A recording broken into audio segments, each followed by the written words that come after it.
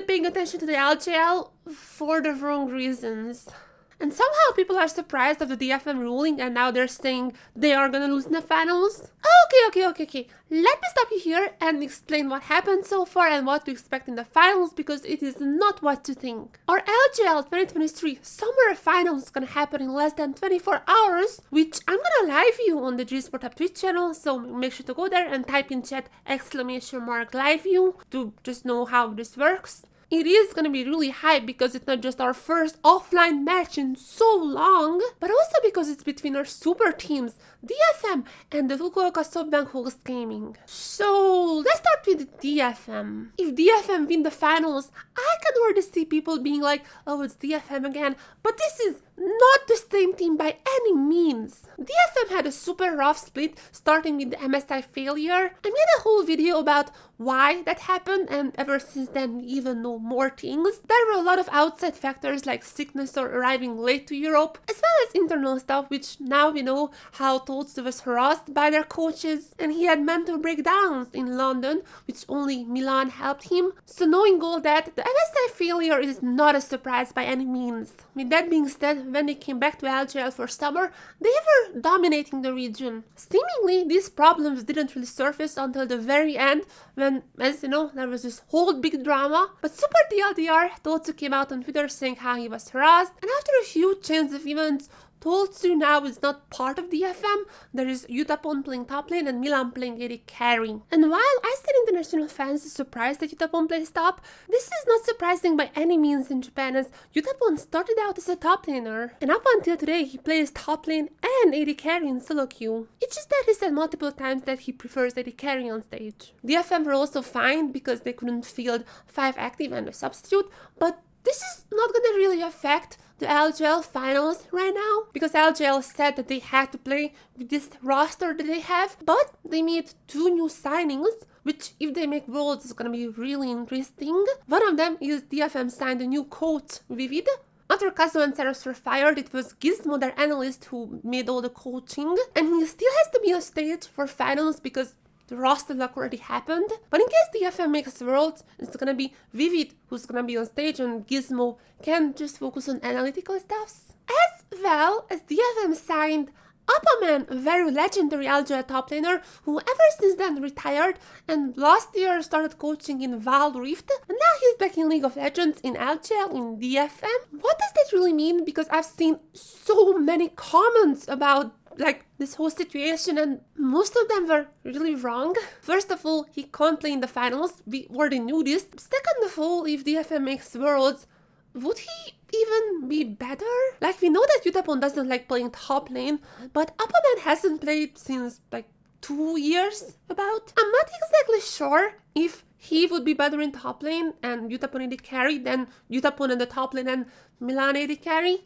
Of course, Milan doesn't have that much experience, especially against international competition, but I'm not really sure if this other team would be better. I would expect at least both teams have scrims if they make Worlds, and it's gonna be decided after the results. But a little fun fact, in case Upperman plays at Worlds, he would be the oldest player to ever play at Worlds at 31 years old. And also, fun fact, even if he doesn't play at Worlds, we are gonna have a new record with Core JJ playing at 29. We're gonna have a new age record anyways, but it could be Upperman or Core JJ, so one of them for sure. So no matter what happens, for sure at least for one more match, we're gonna see Yutapon top and Milan as AD carry. And this team has already went 3-2 against SHG, in the upper bracket finals, so anything can happen. And if you're here, let me talk about the Hawks. With the baseball team, the SoftBank Hawks behind them, they were always a prestigious team with almost infinite money in LJL terms. Even before SHG got the spot, the core of the team was playing in another team called USG, another very prestigious team that always came second behind Abby's team. And after SHG acquiring the spot, they were still just behind the top teams. In 2022, they also got 2 of the most hyped Japanese prospects, Kiretsu in the top lane and Marble in the bot lane. Together with veterans like Dasher in the mid lane, this team had high hopes, but was super underwhelming in the first split, and even starting summer, the team always came third behind DFM and Sengaku Gaming. Every everyone knew that SHG is a strong team, but always in the third place. Up until this split, they have already beaten their first demons, Sengaku Gaming, in the low bracket finals, and now they're heading to the finals to take on the final boss, DFM. So as I said, in these playoffs with the same rosters, they have already played DFM, and even though they lost, that was not a one-sided match by any means. In game 1, actually, the Hawks looked like just gonna sweep the whole series. They were one that shy of having a perfect game against DFM. And even the other games were not that stompy from either side, and it seemed like both teams trying to be more safe. I mean, finals was on the line. Of course, they're trying to be more safe. At least the Hawks show that they are not afraid of trying out some weirder champions. And when I say weirder champions, Vista's Velvet is not necessarily a weird champion. I have seen some new people who are just starting to watch LJL, seeing Vista's support Velvet, and they're like, oh, what the hell is this? Vista's Velvet support has been terrorizing LJL for the whole season. Every single team had to ban Velvet against SHG. Vista's Velvet is insane. Even though if he lost a few games on that, still it was something the teams really didn't want to play against. But there were other new picks as well, for example, Blank's Zack. So whatever happens, I think it shows that SHG is not afraid of using some more niche picks. And I hope this is gonna carry over to the finals and we're gonna see some very interesting matchups. And also, if you're just curious about what's going to be in the finals, I can recommend the upper bracket final game 5. It was a 50+ minute long game with not that many kills, but this should not trick you into thinking that this game was boring. It wasn't. There were so many back and forths, the tension was really high. It was truly a roller coaster game. The gold graph says everything.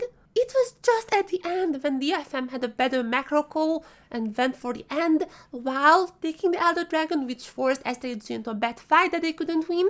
But really, anything would have happened in that game, and it was possible that it's gonna be the Hawks in the finals instead of DFM first. So anything can happen, but there is something that we should talk about, is that this is gonna be an offline finals. After so many years, we're finally getting an offline match again. It's gonna be in the Makuhari Messe, and this is not necessarily good for rookies. I mean, it depends on each person. For example, Dasher said that he plays better whenever there's an audience, but SHG has two of the most high prospects who are rookies. So I'm not really sure how Kinetsu and Marble is gonna handle this whole offline feeling, but hopefully it won't really affect them, as they also have veterans like Dasher and especially Blank, who really knows how to play on the biggest stage over and over again. So that's it. It's gonna be a very interesting finals. And just so you know, afterwards there's gonna be Asian games where we already know Japanese team and Yutapun is gonna play AD carry there. And afterwards it's gonna be Worlds, so